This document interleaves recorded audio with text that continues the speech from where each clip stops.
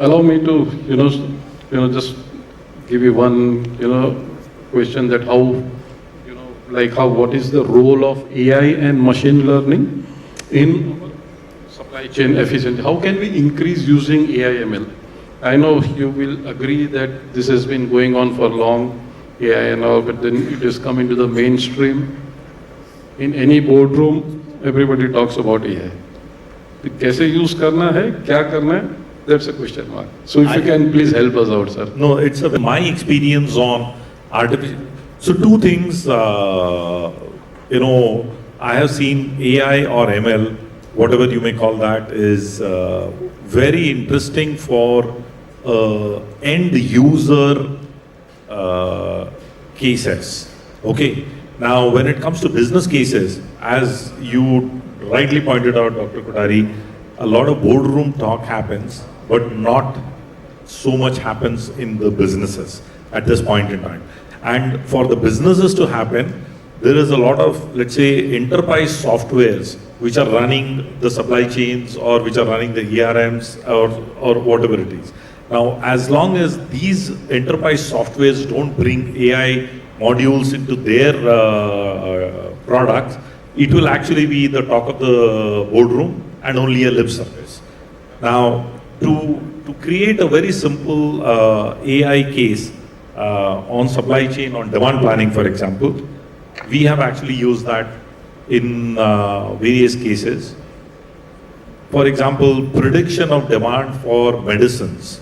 When is the, it is also linked to, for example, the rains, the weather, the flu outbreak, and so on and so forth. So there are AI models which companies like us are actually today using to be able to predict which medicines will actually be demanded much higher, depending on variety of parameters, not just the weather, but also about the travel metrics which actually we take.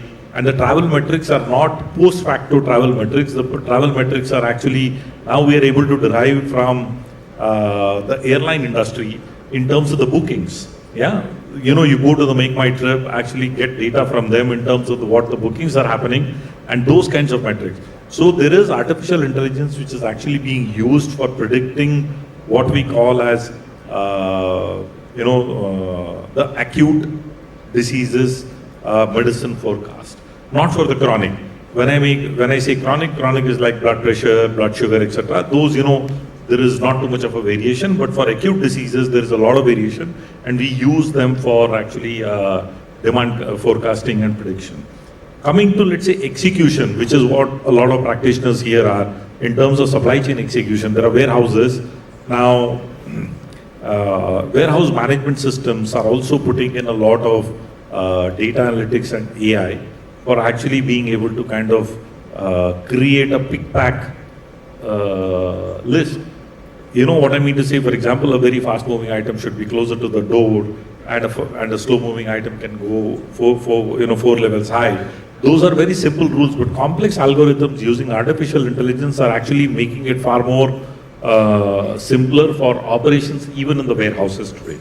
So these are two use cases in my personal experience which we have seen and have been very useful for large companies. How did you manage to convince the boardroom talks for artificial intelligence? That's a $1 million question, I would say. Fortunately, I happen to be sitting in the boardroom, but I have to actually convince my other colleagues about investments. Yeah, and I have a very simple philosophy. When you make investments, there are two things. One is ROI in investment, and the other is about your faith and faith in that particular topic and about investment. Yeah, and when I have followed two rules in my life. One is sometimes it is easier to get, pardoned than getting a permission. If you really believe that this is the right thing to do, go ahead and do it. And if it has gone wrong, then you ask for forgiveness. That's one thing. The other is also about if you really believe that this is the right thing to do for the company or for the department or the organization. Yeah. It's about leap of faith.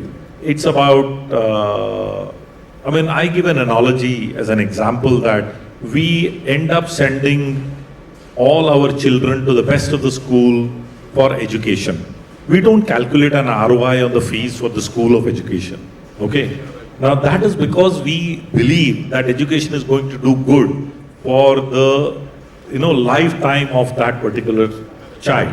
And these are the two simple rules which I follow. And fortunately, I have not faced too much of a problem in terms of convincing the board. Yeah. So let me ask you, I have pondered upon a case of actually using, let's say, artificial intelligence for, let's say, prediction of a demand or a supply planning or anything of that sort. Do you have any examples in your past variety of experience? You bring in a huge amount of experience from a diversity perspective. Yeah. I mean, do you have any experience where you can elaborate upon where the audience can gain out of, perhaps? So, yeah, so there are a couple of examples, but one peculiar example which might have not been used by the industry, pardon my ignorance. When I was working for a manufacturing industry, the products what we were selling, they were on very thin margins. So now what was happening that ours was totally B2B business. Our 85% was B2B and 15% was only B2C business. So in that case, what was happening is that, like when the payment was being done, तो क्या होता था, invoice used to come, then वो statement आता था, and based on that, your payment credit period has gone away. So instead of 30 days, you go to 60 days, sometimes 90 days, and then you do the reactive thing. So what we wanted to do is that, that how can we get the trigger about based on the past data of those particular our suppliers, or no, not our suppliers, our dealers and distributors, how we can get to know as soon as the invoice is printed. So that the managing director's wish was that I want to get on, the moment invoice is printed, I should get to know that red flag should raise, that this, your distributor is a potential defaulter of your timelines. So then... That's a very interesting one. So what we did, we did this in 2020, 21, so just 3 years ago. But at that point of time, yes, we were successful close to around 75%. Because our algorithm was still learning at that point of time. I'm sure today we must have reached around 80 to 85%, at least minimum. So what was happening, the moment that invoice was getting printed for that particular dealers or distributor, immediately you get the sales side will get for that particular region, look, hey, this ABC may not pay you in 30 days, based on historical data. So what they used to do, the moment that invoice dene ko jata tha na, maal dene ko, so follow started from that point only. So that our credit cycle which was there, in fact, it got shortened. So that people were chasing like mad. So instead of 30 days, we used to get payment sometimes in 28 days, 25 days. So the purpose was to, get it disciplined. Of course, there were to deploy this particular algorithm, just sharing 2 bits of it is that it was a challenging task. Because what is happening, in every organization, I'm sure, the data is scattered somewhere. Yes. Okay, so now to get entire data into one dataverse or data lake, whichever language what you say, that was a huge challenge. Next, the quality of data. So to clean that quality of data as per the requirement of those algorithms was a humongous task. That is why it took us more time, but we learned. And as you rightly mentioned that your enterprise software which is there, which should have that capability to maintain and withhold that algorithms. So that is where we had to change our ERP also. That was one use case for as far as manufacturing is concerned. Regarding the current role which I am playing, we are into food and beverage business. We have chain of restaurants and we have sweet shops also, where it's an perishable items are there. Now, what was happening was the malfunctioning of the equipments. Again, that was all happening reactive. So, what we wanted is that how can we use those particular maintenance, predictive maintenance, before it goes into a different tangent. So Fantastic. that is where we started that journey. We are currently successful close to around 60-65%. The target is reached to 80% in next 1.5-2 years. So those were the two use cases which we can give you. And third, as you said, predictive analysis in your industry.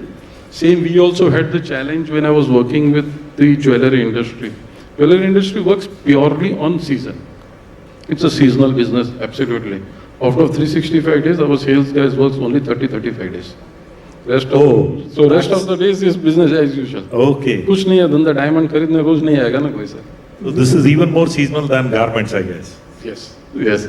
So that is where we wanted to. So we tied up our Gems and Jewelry Association. They tied up with Indian Institute of Technology, IIT Bombay. That is where they took the project. They took 7 jewelers in all as a consultant because they wanted data. He said that without data I can't do.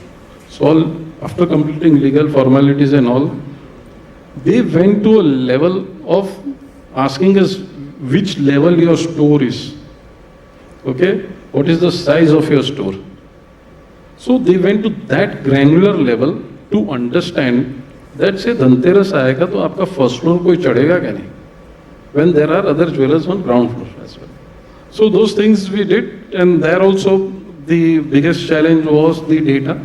So my bad luck is that wherever I go there is a problem of data. I don't know whether it's my problem